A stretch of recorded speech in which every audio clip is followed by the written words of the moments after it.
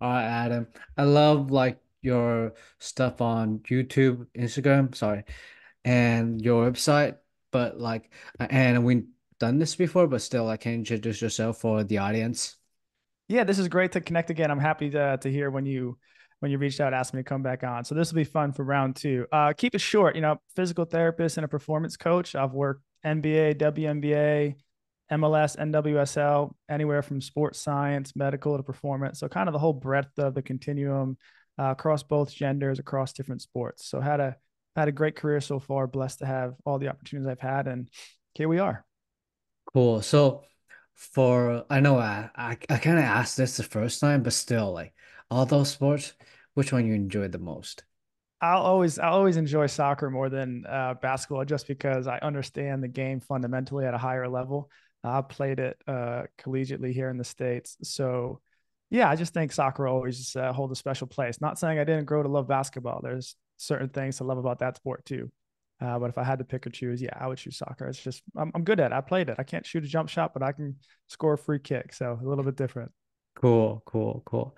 So, um, this time I kind of want to start with like how you build up like your movement screen. I know like every physical therapist has their own stuff. Like I personally like to use SFMA, and like I know like some therapists probably gonna like combine FRC, whatever it is. Can you like walk us through like your basic like movement assessment? Yeah, let's dive in here. And I think this is great timing because I'm kind of refining that as a little project of my own right now. So I'd say like a high level view, right? Any of the public systems that are available on the market. You mentioned SFMA, I heard FRC, there's DNS, there's PRI, there's a couple personnels on social media that are running their own movement screens and kind of systems of as you may. So I think at the end of the day, what I would say to an early clinician when it comes to building your own system is lean on some of those commercial products just to see how people organize their thoughts and kind of listen. If it's a commercial product, there's probably some substance to it and it probably works at some level. Not saying they all work, one works better than the other, but at the end of the day, they all do something really, really well. So it's a matter of first organizing your system, organizing your thoughts. And so for me, it's kind of come a space of influenced by some mentors, influenced by some courses. But the way I break it down, it's kind of these like I walk into every situation having a bias. Right. And I think when you just pigeon yourself whole into a bias saying this is what I expect when I see an athlete come on the table. And the reason I say that is when you have a bias, then you have a reference point that you're comparing yourself against, right? Some may say, hey, just compare it against industry norms, right? We know that there's certain literature out there that suggests certain range of motion should be X. There, we should see this type of patterning with this type of body type. But I've come to appreciate that all bodies come in all different types, types, sizes, and shapes. And so leaning into that and recognize that every sport breeds its own adaptations, own specificity, you're going to see some wild cards out there. So sometimes the normative data that's out there may or may not be relevant. So I've just developed this bias over the years. Like, this is what I expect. This is the pattern that I expect to see, right? I expect there to be asymmetry. I expect there to be limitations in this joint if there's limitations in that joint, right? So if I see limitations on the right, then maybe there's no limitations on the left. So the way I break it down is I look at it from head to toe. So I don't spend too much time with the cervical neck, more so because I haven't seen a lot of injuries that deal with the cervical spine. So aside from just gross range of motion, that's really what I'm looking at in the cervical spine. When I get down next layer, I get down to the shoulder, right? So athletes lying on their back, I just took their head, I rolled it to the left, I rolled it to the right. Okay. I'm just checking gross range of motion there. Then I go down to the shoulders, right? Checking the range of motions there from internal rotation, external, shoulder flexion, horizontal abduction. That's when the arm drops off to the side. Now, the key with all of this, right, is when being a good clinician is making sure you're testing what you think you're testing, right? Not allowing for compensatory movement in the shoulder and the scapula and the rib cage. I think we can't overlook the rib cage when you're assessing the shoulder, right? Like if you start to see the ribs pop up or have rib flares, then maybe it's a pseudo shoulder flexion or an inaccurate shoulder external rotation. So that's where I'm looking at from a range of motion there as well. And then I look right at the thorax. So I just stare down at the athlete, right? I may be at their head, right? So I'm looking, if you imagine athletes lying face up on their back, I'm standing at the head and I'm looking straight down towards their nose, from their nose towards their feet. And I'm just saying, hey, do they have Are they rotated one side to the other? Is one rib cage higher than the left and the right? Are they equal? Is one chest bigger, one chest muscle bigger than the other chest muscle? Is one foot spun out more so than the other foot? So just kind of just starting to pay attention. And in my mind, I'm just making note of all these little things, because what resting tone and resting posture tells us is it tells us a story. And then we use the range of motion to either refute or support that story. So if I see, for example, like what I was just talking about, if I see a foot that's spun out more to one side than the other, then when I go to check hip range of motion, I would suspect that that hip would be biased towards external rotation. So it's a matter of checks and balances. So we talk, we leave the head, we leave the shoulder, check the thorax. Do we have any rib flares? Look at the infrasternal angle. Then I get down to the lowers. So a basic screen of the hip, internal, external, hip flexion. Kind of check the labrum as well. Do any fibers, faders, just to make sure we're not dealing with any impingement or labral issues there. Then go down to the knee, flexion, extension, tibial rotation. Look at the position of the tibial tuberosity, because the position of the tibial tuberosity kind of tells us a story of, hey, is the quadricep having increased tone, creating a larger tibial tuberosity, or is it positioned in an outside of the midline? Is it rotated? That suggests, hey, is the tibia externally rotated? Then get down to the feet. And a big thing that I'm looking for at the feet, I don't get caught up in the nuances of hind foot, forefoot, midfoot position. I really am just looking at two main things. I'm looking at what are the toes doing? Sorry, three main things. What is the calcaneus doing, right? Is it resting on eversion, inversion? What is the arch doing? Are they high? Are they normal? Or are they collapsed? Or to what degree of any one of those three are they? And then I look at the toes. Am I looking for hallux valgus? So is the toe flared out? Is it bent? Do I have claw toes? And the reason I say those are kind of the three areas I look for, and I don't spend much time focusing on other things, because all three of those things tell me a story of what they're doing with their center of mass, right? If I see claw toes in a high arch, their center of mass and standing is shoved forward. If I see flat feet and calcaneus everted, then I would suspect your tibia is rotated and you're kind of lacking internal rotation at the hip because you're gaining your internal rotation at the feet. So I'm just rattling off all these things that are going on through my mind, where if I could summarize it, you walk in with a bias of what you think you're supposed to see on the table. And you're kind of playing chess here. You're every range of motion you make, you're making a chess move. And then every so often you kind of get that outlier that says, ooh, that's funky. That's not the move I should have made. And you just lost that chess piece. So understanding what your patterns you're looking for, recognizing when you see an outlier, digging deeper to see where the outlier is, and then stacking the pieces on one another, because ultimately everything in the human body is just an iteration of something else. Right? What you see in one area of the body is another iteration elsewhere. So that's the beauty of using a full body assessment, is you can rely on, like the example we were just talking about, collapsed arches. If I see collapsed arches, calcaneus inverted, I suspect I should see a tibia internally rotated. I suspect I should see limited internal rotation. If I don't see those things and I do see something else, man, okay, let's go explore deeper. Do I got to look at a low back? Do I have to go refer out for imaging because maybe the lumbar spine's unstable? I don't know. But these are all the things that once you start recognizing what you suspect and would believe and predict you should see, and when they don't match up, that's when we can refer out or dig deeper. So I hope that answers the question of what does the movement assessment looks for. And that's just table test. I mean, we can jump into postural assessments and movement assessments as well, but I'll kind of hit pause there and ask you if, that's what you're looking for. Yeah. But like, do you start at the table or you start like posture first or like movement first?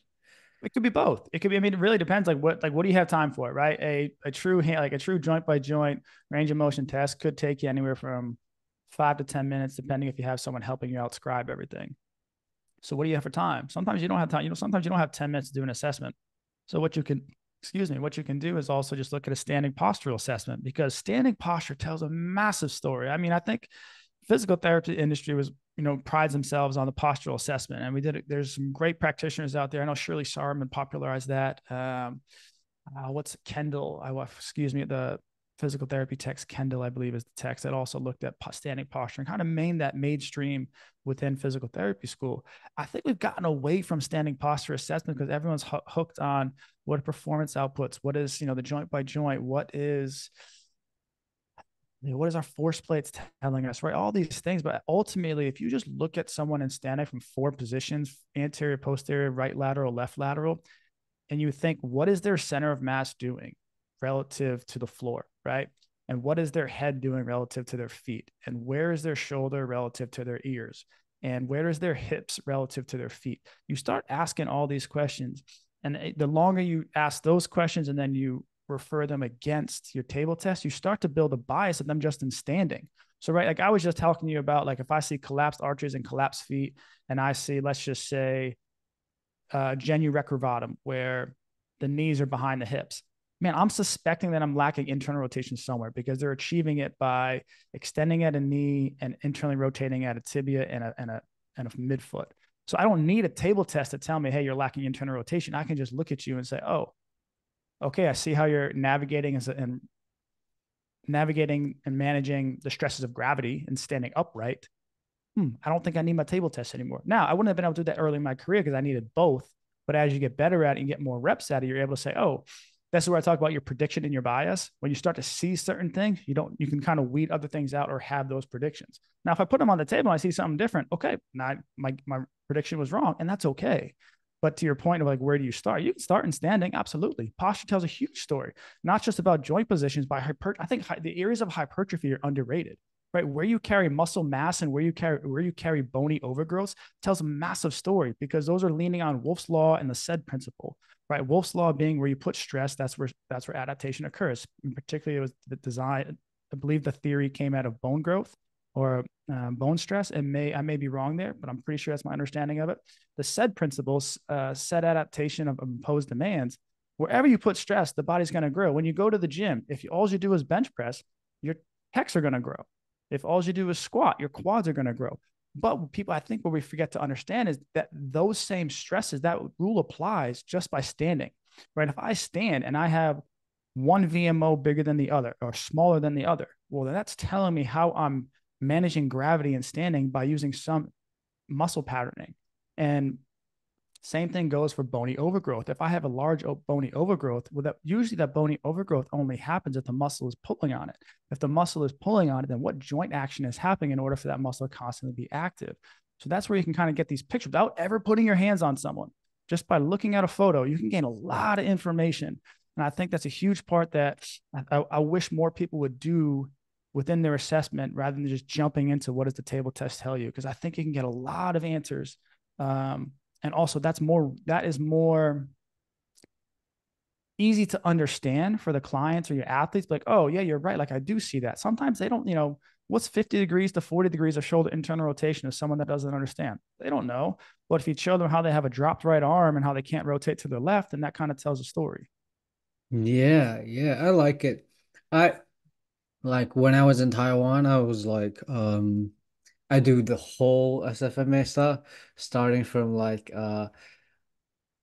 circle rotation, circle extension to like over a squat, then break it down the table. That's like probably take like 15 minutes. But after I come to the state, I work with like our basketball team like right now.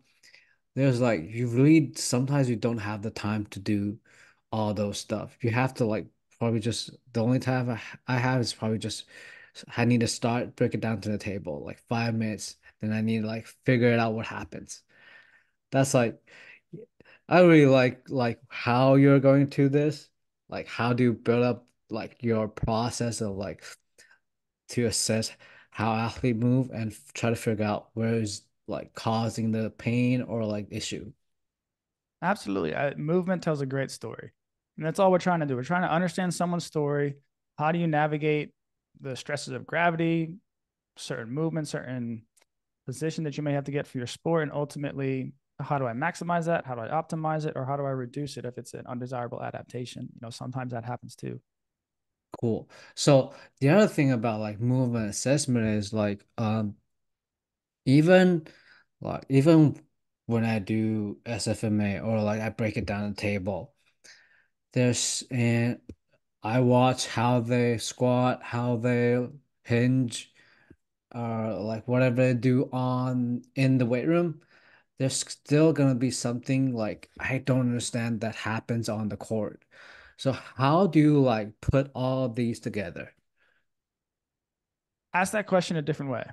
Like the way athlete move in the weight room, probably just like squat, hinge, and like probably upper body push pull.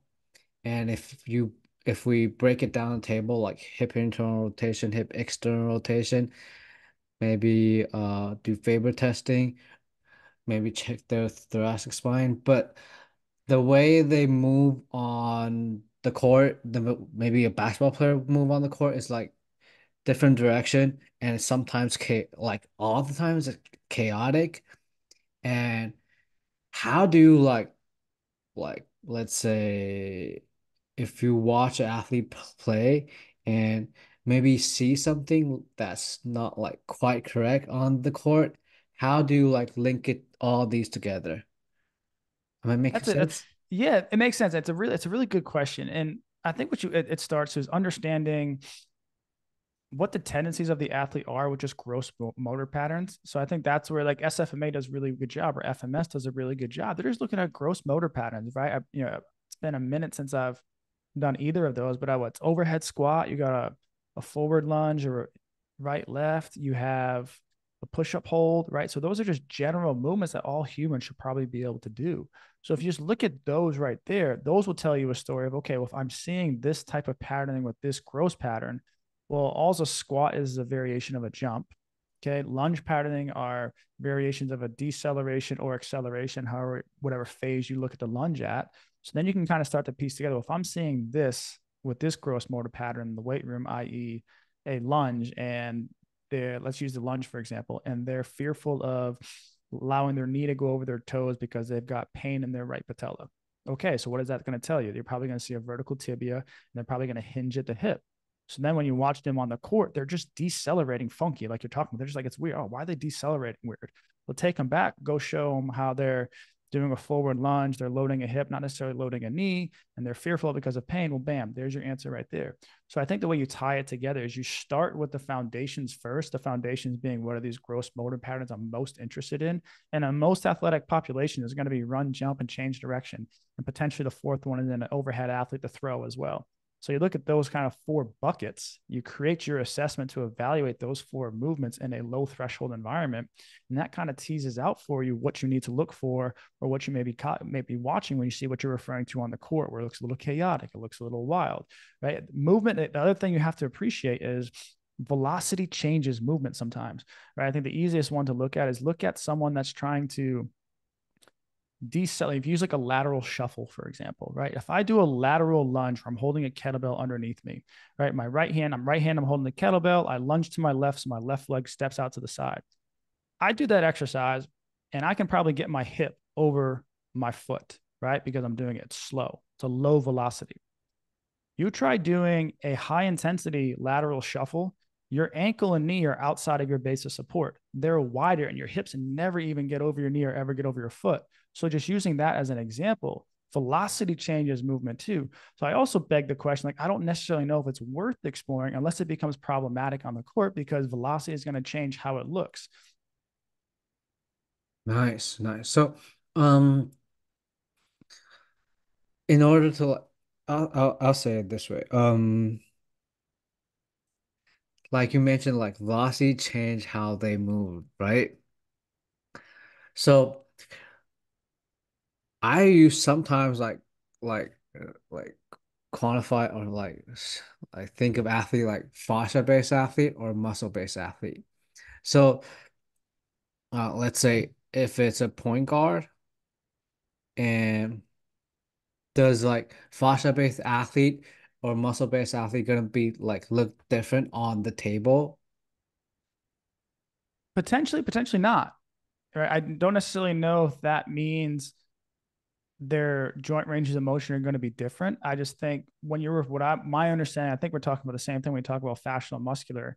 I think it's just the way they're producing force, right? You think about it along the force velocity curve. One of them is more lenient towards force production, and the other is more lenient towards velocity production. I don't necessarily know if that changes the way they move. It potentially could, but absolutely. You might see someone that's velocity driven, shorter ranges of motion, quick ranges of motion, and someone that's more muscular driven needs longer ranges of motion to be able to produce time under tension to be able to produce that force. So potentially, because those adaptations are necessary in order to access what they are, muscle or fascia, then perhaps you may see a change in range of motion, but I wouldn't make it as binary saying, hey, if you're fascial, you expect to see this. If you're muscular, you expect to see that, because I've seen both types of athlete and they both blow my mind sometimes as far as, well, I didn't see that coming. I didn't expect to see that on the table. So that's what's cool about working in sports or just working with athletes. You have these specific tasks that they're trying to complete on the court, and it kind of blows your mind sometimes how they do it when they get on the table and you're like, I don't think you should be able to throw right now, but for some reason you are. Or like, hey, the fact that you can jump with this limited amount of knee extension, this is wild. Okay, gotcha. Yeah, there's a lot of outlier for like sport or athletes. Yes, absolutely. So, I want to jump into the next topic, and I heard you did a podcast. You talk about like earlier career you did GPS data, right? So, and I kind of know like I don't know about NBA, but I know like soccer or like football, they really dive into like all those metrics that GPS have. So if let's say if I'm gonna build a program based on let's say ACL return to play, how would you do with like the GPS metrics? Ooh, that is it. That is it. I don't think I've ever been asked that question before. An injury specific GPS program. Ooh. Well, I think, okay, first question, this is where first question, any rehab case where I start is, what is the end goal, right? So what sport you want to play here? You want to play soccer? Yeah, Okay, let's play soccer using GPS data. So we know in soccer, let's just say, we want to say what they're a professional athlete or a college athlete? Pro? pro.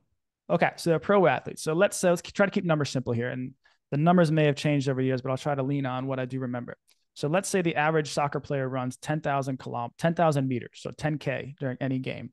Roughly 60 to 65%, they were considered walking or a light trot. So 60, let's just call it easy number, 60% of it walking.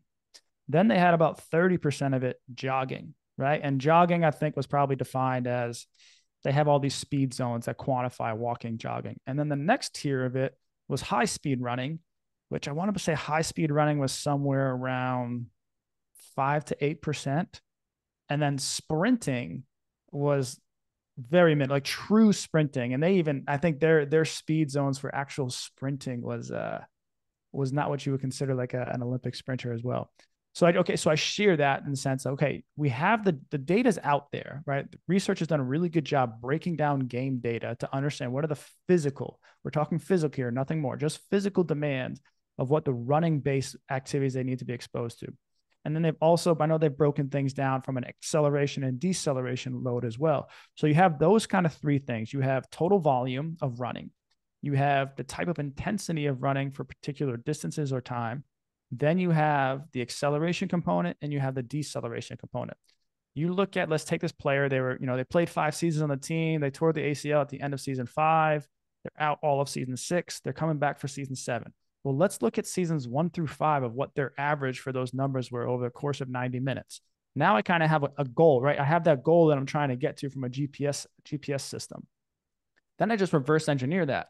So let's say they're not getting back running in an ACL athlete, depending if they've had any meniscus involvement, anywhere they start running probably 5-6 month mark, maybe even earlier if you're a little bit more aggressive with your surgery, maybe the 4-month mark. But let's just for easy sake, let's just say unrestricted running, they can start at 6 months.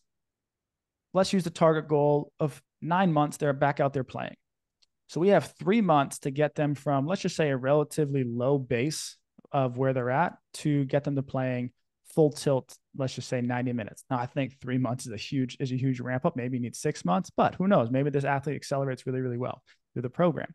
So now you take this, you're at month 6 of ACL. You're trying to get to, let's say, month 9 of returning them to, even maybe it's not 90 minutes, maybe it's 60, maybe it's 45, but you can reverse engineer from that data that you have backwards and probably revert. Like if you just look at it as simple, the way I'm very mathematical when I think about these things. So if let's say 10,000 meters, I'm trying to run in a single 90-minute effort. Sorry, not 10,000 meters. I hope I didn't say 10,000 kilometers. 10,000 meters, right? 10 kilometers in a 90-minute effort. If I were to add 10% from, let's say, in week 1, they're running 1,000 meters. Well, if I add 10% every week, maybe if I add 15%, can they handle 20%? If I add that volume every week, where does that get me? Or vice versa, if I reduce 10 to 15% off the 10,000 at the end, how, like, when can I start or where do I go? So that's just the way my mind works from an analytical perspective as far as utilizing the GPS data. And you can pick any one of those variables, XL, decel. You're probably not going to do XL, decel until you can tolerate a lot of volume, which you're probably just going to get from straight ahead running.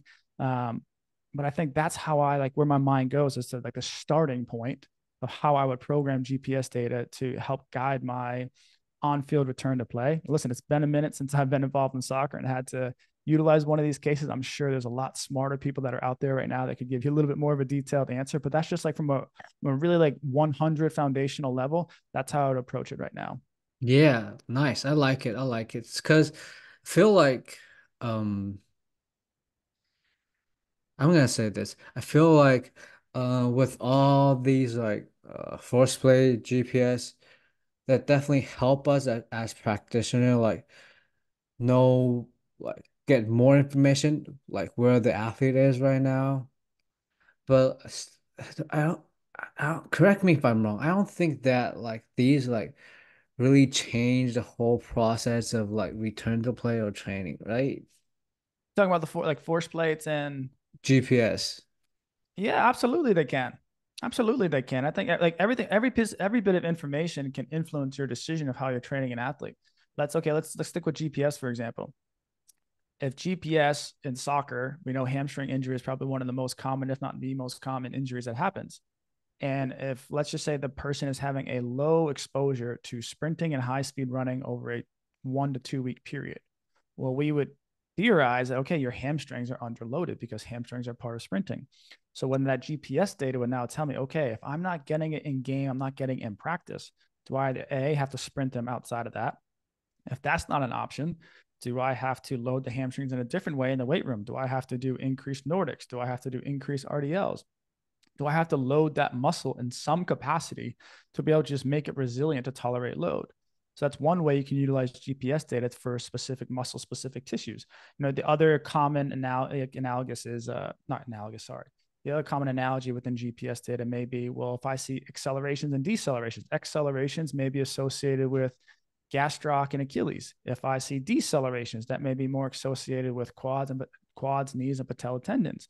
So if you start to see, you can like start to see how some specific metrics of GPS can correlate or have a reasonable correlation to specific pathologies. Because if you think about mechanically what has to happen during some of those actions, this is the body type that's most stressed. So to review that, I think the three big ones you can pull from GPS is looking at high speed running or sprinting. So that'd be most equate with hamstrings.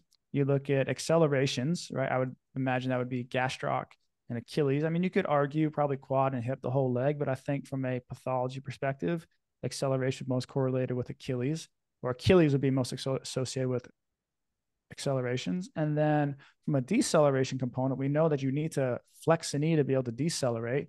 You could argue that deceleration is most correlated with patella tendinopathy. So that's how you can use GPS system. And then the force plate data, I think, can constantly be reevaluating performance program. I think if you are routinely checking force plate data or even not necessarily testing on it, but just having the force plate being a part of the training session, it just becomes embedded testing that just gives you that instantaneous or that the feedback that you need to be able to pivot, not necessarily change the whole program, but adjust it where you need, right? Like self-regulate. Thank you. That's the word. Self-regulating. That's the word I was looking for. It can be self-regulating in the same sense that velocity-based training is if you know how to apply it in the right way. So to answer your question, I think all that technology and those informations can help guide the training process, not just the return to play process. Nice, nice. This is awesome. So we talk about soccer. Now I want to like ask more specific to basketball because I work with basketball. I love basketball. So if it's like same thing, ACL return to play, if we use like GPS, I know the thought process will be about the same, but like can you guide us through like how would you use GPS to like probably build a return to play program for And for basketball? basketball players, Yeah, pro basketball yeah, players. yeah, absolutely. So I always think that the total volume of running has to be achieved.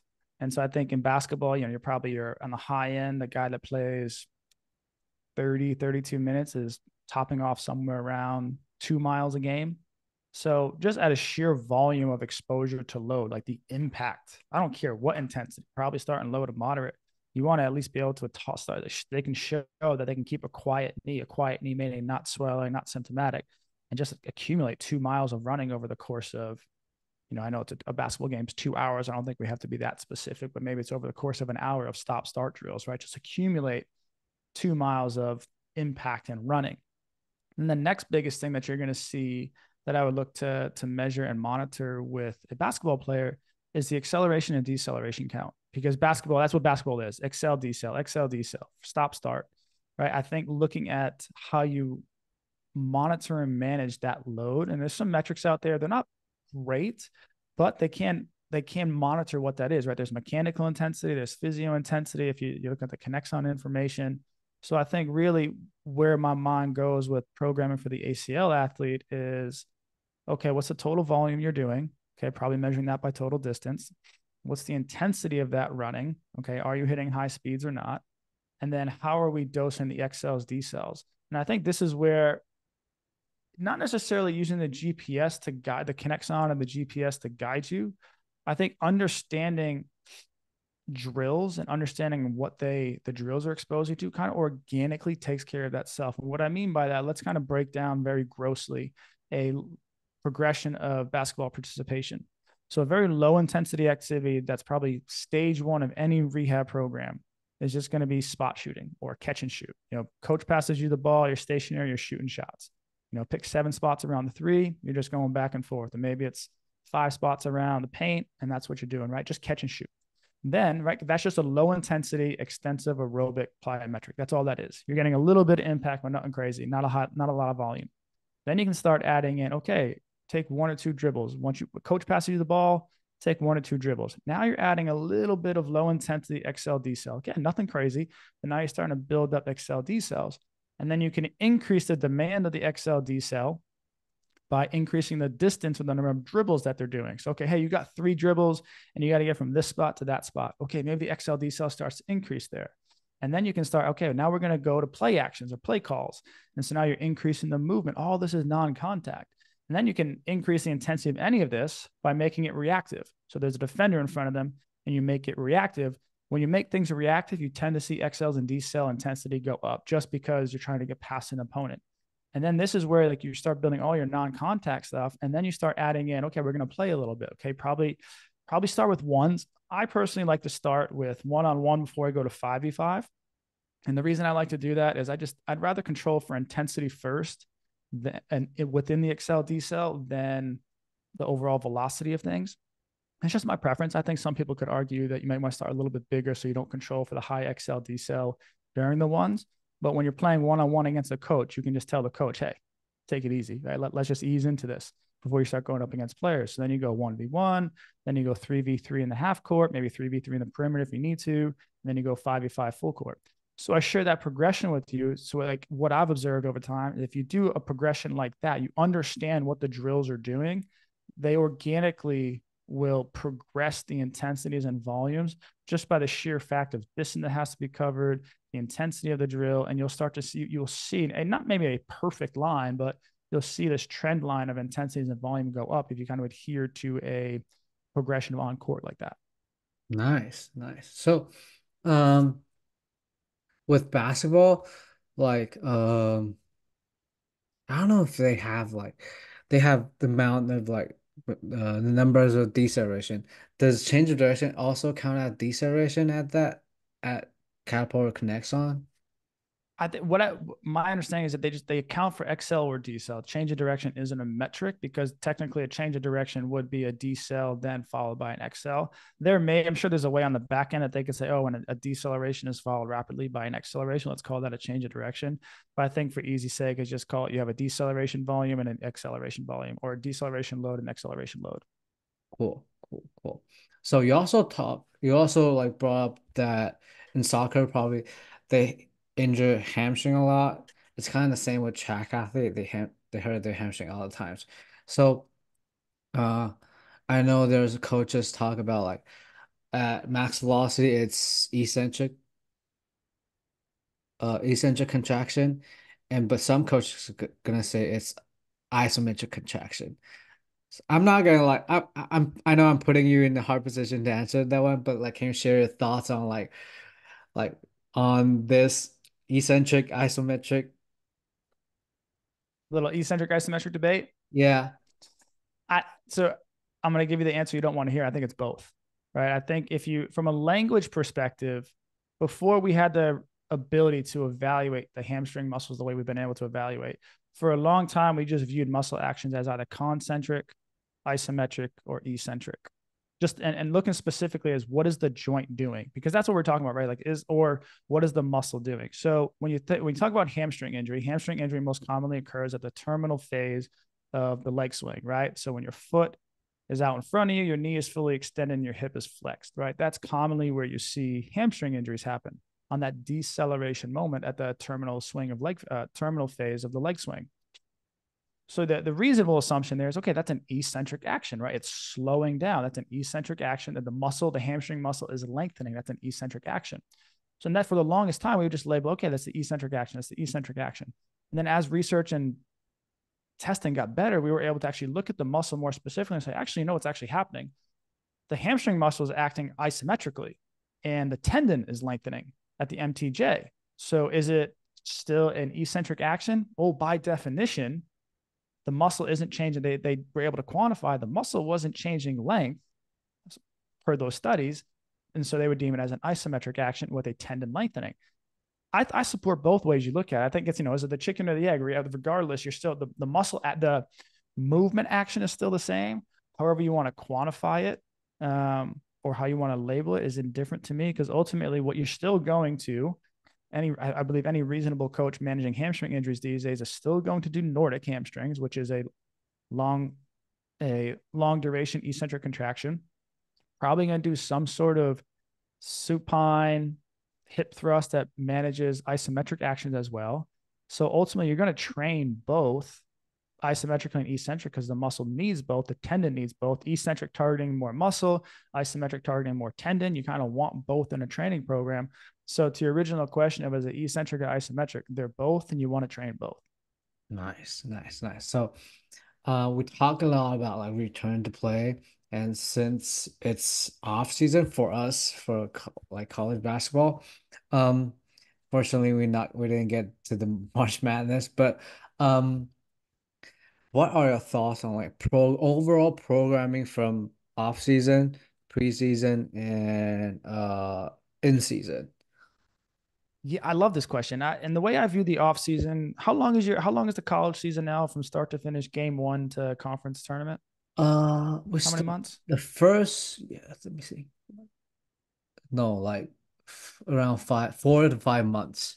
4 to 5 months. Okay. And I'm sure I know there's regulations around the NCAA, what you can and can't do.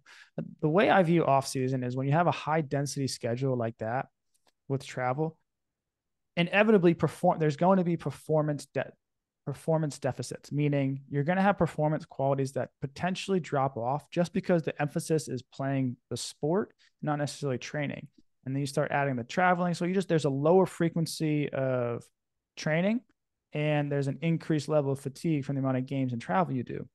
So it's very hard to, I'm saying it can't be done. Some teams have done it, and some very talented practitioners have done it where they still make gains during the season. It's hard, it takes a lot of detail, but it can be done. But for the most part, there will be some drop off throughout the season. And what you're trying to do is mitigate that throughout the season. So the off season, if you think about, I can build the biggest base possible, get that pyramid as high as I can. I know the season's just going to chip away at it, and it's going to take some off the top, and that's okay.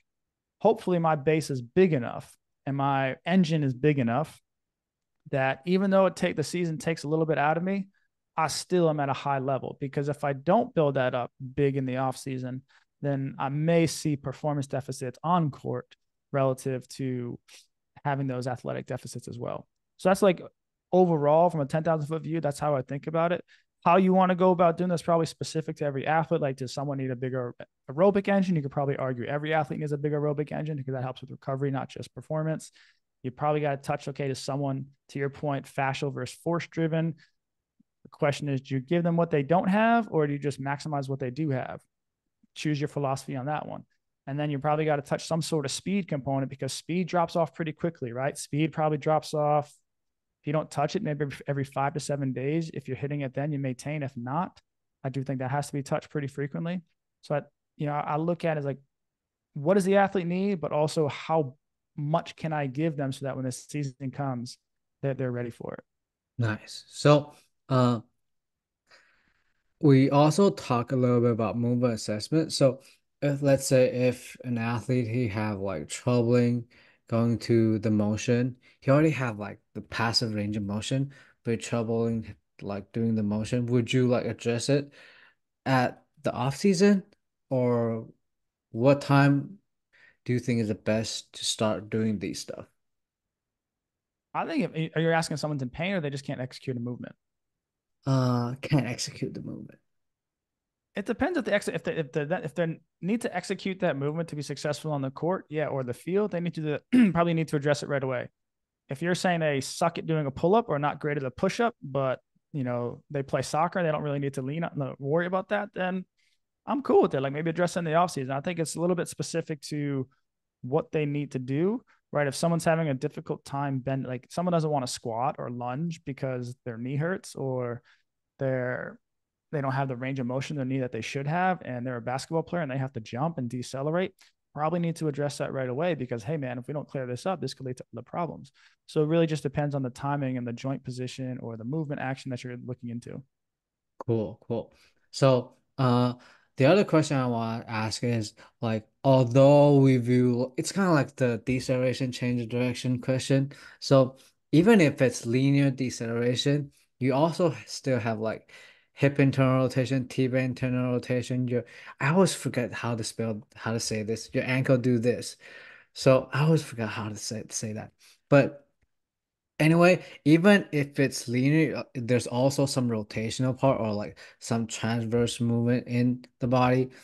So, overall, uh, like how do or what are your thoughts on like putting rotational movement into like basketball players or like soccer? Yeah, I mean, at the end of the day, they're human. Don't forget that. Like, just because they play a sport doesn't mean that they're not human. And so I think any sport that require let me take a step back. Potentially, if I may be bold in this statement, potentially the only humans that don't need to do rotational drills are sprinters or track athletes. They literally run in a straight line. Now, running in a straight line, although it looks like they're running in a straight line, does require some rotation. It's very minimal, but there is some levels of rotation that's needed to occur because that's just motion in general.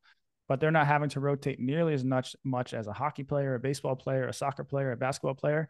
Any activity such as a hockey slap shot or a baseball swing or a golf swing, that's probably the most severe or the most extreme versions of rotation versus someone that has to change direction, i.e. a basketball player cutting or a soccer player cutting or defending, right? There's rotation in those movements. So I would argue 95% of athletes should and always train rotation. Maybe your 5% of track athletes can get away with not, but ultimately I think rotational drills create coordination, and coordination absolutely maximizes overall movement efficiency in general.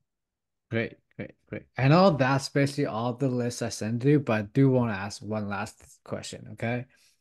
Um, I'm personally a big fan of Chris Paul, and you also have Chris Paul's jersey behind you. So can you share like a story that when he was at the Sun and when you were at the Sun, like maybe some story you can share with us?